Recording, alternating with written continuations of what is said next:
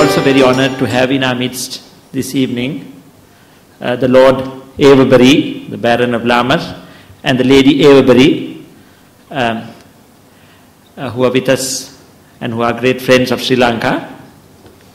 We will commence this program with a welcome address by Her Excellency the High Commissioner. I welcome you all to this Vesak commemorative event at the High Commission. Vesak is the most important of all our Buddhist festivals and is marked in Sri Lanka by island-wide religious observances.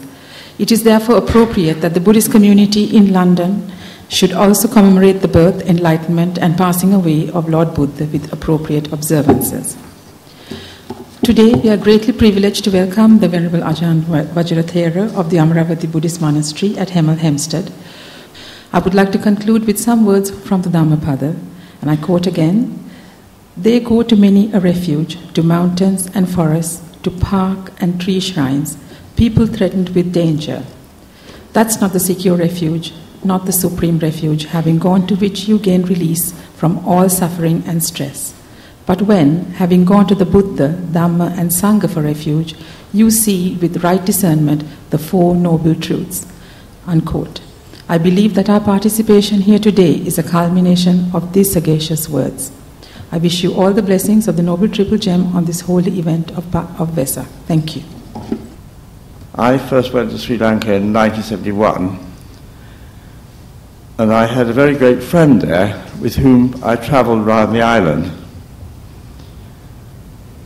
And during the time we were together, particularly in the evenings when we were sitting with a cup of tea, waiting for the sun to go down, we talked about Buddhism, and my friend, Prince Gunasekara, who some of you may know, now lives in England, told me about Buddhism, and he invited me to look into it, and he gave me a few books which I read about the life of the Buddha and about the wisdom of the Buddha.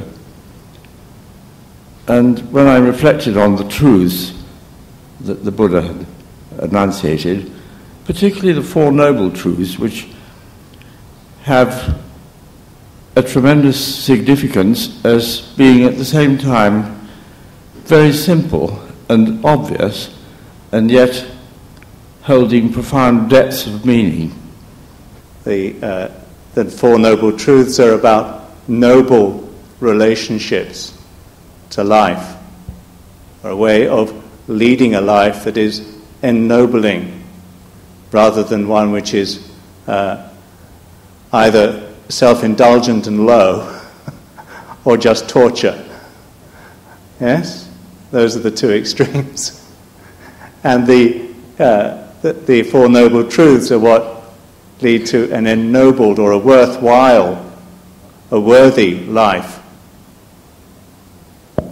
And the relationship to the first Noble Truth that's encouraged is to